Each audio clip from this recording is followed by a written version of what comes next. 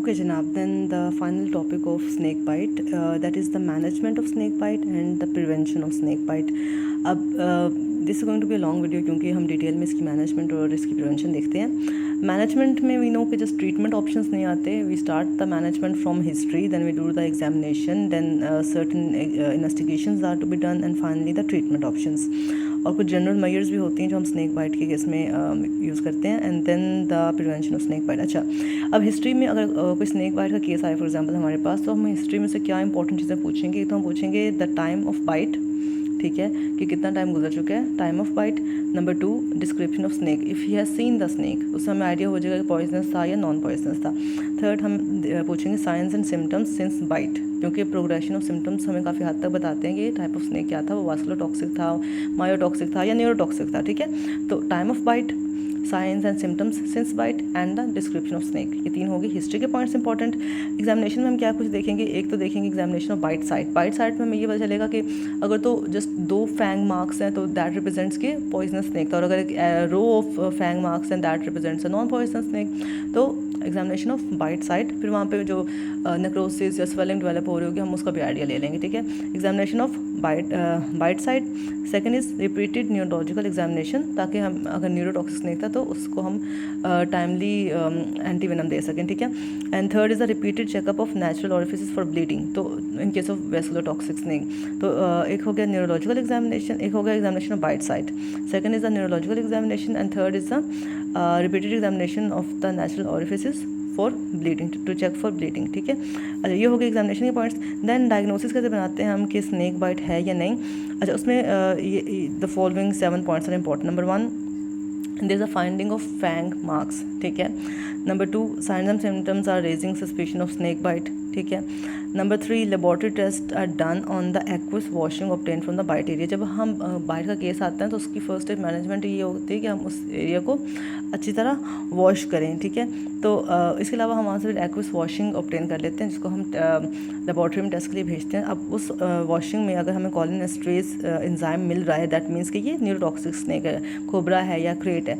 अगर हमें थ्रोम्बोप्लास्टिन मिल रहा है, मतलब कि कोई वास्कुलोटॉक्सिक स्नैक है, उसमें वाइपर्स आ जाते हैं. ठीक है, एंड अगर हमें ECG पर हाइपरक्लेमिया मिल रहा है, हाइपरक्लेमिया हमें सी स्नैक में मिलेगा जो कि एक मायोटॉक्सिक स्नैक था. ठीक है, and clotting and bleeding time भी ऑल्टर हुए होते हैं इन केस ऑफ वास्कुलोटॉक्सिक स्नैक्स. ठीक है, तो एक तो हम डायग्नोसिस बनाने के लिए क्या कुछ देखेंगे. Number 1 is the finding of fang marks. Number 2, signs and symptoms raising the suspicion of snake bite. Number 3, laboratory test done on the aqueous washing obtain from the bite area. Number 4, cholinesterase को हम देखेंगे. Number 5, thromboplastin को देखेंगे. Number 6, hyperkalaemia अगर ECG पर मिलेगा तो हम उसको एक सी स्नैक के लिए देखेंगे, myotoxic snake. And number 7 is the clotting and bleeding times are also important findings. ठीक है, अब ये हो गया, उसका डायग्नोसिस बन गया यहाँ तक. अब उसको ट्रीट कैसे करेंगे. सबसे इंपॉर्टेंट तो ट्रीटमेंट ऑप्शन ये होता है कि आप अले करें या प्रोड्यूस करें एंग्जाइटी एंड फ्राइट. वो हम कैसे करते हैं, by reassuring the patient that not all snakes are poisonous, and even if the snake was poisonous it is possible that it was not fully charged with venom और that it may not have injected a lethal dose. ठीक है, ये हम 3 points उसको बताएंगे to reduce the anxiety and fright. Number 2, first aid. अच्छा, इसमें जो फर्स्ट एड मैनेजमेंट लिखी है ना, ये गलत है. हमने टोर्निकोट अप्लाई नहीं करना होता, हमने प्रेशर अप्लाई नहीं करना होता बाइट साइड के ऊपर, हमने उसको कट एंड सेक टेक्निक नहीं अप्लाई करनी. ये सब कुछ गलत है. आपने सिंपली क्या करना है, wash the wound with plenty of water. That's all. That is the first aid management. बस ये लिखना है आपने फर्स्ट एड मैनेजमेंट में. देन आप उसको शिफ्ट कर दें टू मेडिकल सेंटर जहाँ पे प्रॉपर फैसिलिटीज़ अवेलेबल हैं. देन हम उस यूज़ करते हैं स्पेसिफिक एंटीवेनम. एंटीवेनम हम बनाते कैसे हैं. It is a polyvalent antivenom which is prepared by hyper immunising horses with the venoms of 4 common snacks. इसमें कोबरा है, क्रेट है, रजल्स वाइपर है और सॉ स्केल्ड वाइपर है. ठीक है, हम इन 4 स्नैक्स वेनम से उसको हाइपर इम्यूनाइज करते हैं, उसकी जो एंटीबॉडीज़ बनती है हम उससे एंटीवेनम बनाकर उन पेशेंट्स को दे सकते हैं. और कहा ही जाता है कि हम एंटीवेनम देने से पहले एक टेस्ट डोज ज़रूर दें इंट्राडर्मली, तकरीबन 0.1 ml, ताकि कोई हाइपर सेंसिटिविटी रिएक्शन होना हो तो पहले ही हो जाए. ठीक है, और हमें आइडिया हो जाए कि हमने ये एंटीवेनम उस पेशेंट को नहीं देना. अब जो एग्जैक्ट डोजेज उसकी ये होती है कि हमने 20 to 50 ml वेनम लेना है, उसको हमने 5 times of its dose dilute करना है और हमें इसको IV ड्रिप की फॉर्म में देना है 15 ड्रॉप्स पर मिनट. 15 ड्रॉप्स पर मिनट में देना है 20 to 50 ml diluted in 5 times of their amount, और 15 ड्रॉप्स पर मिनट की हमने उसको क्वांटिटी में IV दे देना है। इसके अलावा हम ये कर सकते हैं कि हम इसी अमाउंट को 3 डोजेज में डिवाइड करें। 1/3 डोज हम सबकुटेनियसली दें at the bite site, 1/3 dose हम IM दें और रिमेनिंग 1/3 हम IV दें। 1/3 IM, 1/3 IV and 1/3 subcutaneously at the site of bite. तो ये हो गया उसका ट्रीटमेंट ऑप्शन। जनरल मेजर्स हम क्या ले सकते हैं स्नेक बाइट के केस में? एक तो हम बेड रेस्ट को उसको दे सकते हैं मशवरा, एक एड्रेनलिन दे सकते हैं इनके पैरालिटिक केसेस जो कि न्यूरोटॉक्सिसिटी में हो जाता है। आर्टिफिशियल रेस्पिरेशन भी अगेन न्यूरोटॉक्सिसिटी में रिक्वायर्ड होगी। ब्लड ट्रांसफ्यूजन हेमरेजिक केसेस में रिक्वायर्ड होगी। एंटीबायोटिक्स देंगे बाइट साइड की वजह से, black coffee I don't know क्या रैशनल है। एंटाहिस्टामिन्स दे सकते हैं, aspirin and short acting barbiturates दे सकते हैं to relieve the pain and anxiety. Tetanus prophylaxis देंगे क्योंकि अगेन ट्रॉमा हुआ है। फ्लूइड एंड इलेक्ट्रोलाइट बैलेंस रखेंगे क्योंकि डिहाइड्रेशन हो सकती है। हेपरिन देंगे अगर हमें DIC के कुछ एविडेंस या सिम्टम्स मिल रहे हैं, ठीक है। तो एक तो जनरल बेड रेस्ट है, फिर एड्रेनलिन है, फिर हेपरिन है। इसके अलावा और हम हाँ, तो अच्छा, हम पढ़ रहे थे जनरल मेजर्स, तो उसमें हमने देखा कि बेड रेस्ट है, एड्रेनलिन है, हेपरिन है, इसके अलावा कैफीन है, ब्लैक कॉफ़ी, ठीक है। एंटीबायोटिक्स दे सकते हैं, टेटनस प्रोफिलैक्सिस है, एस्पिरिन एंड अदर बारबिटूरेट्स और फ्लूइड एंड इलेक्ट्रोलाइट। ये सब जनरल मेजर्स हैं, these are not really important but still we need to no.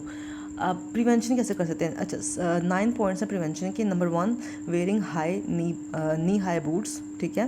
Number 2, torches should be used when travelling at night in snake infested areas, ठीक है। Number 3, the residential areas must be kept clean and surveyed for holes.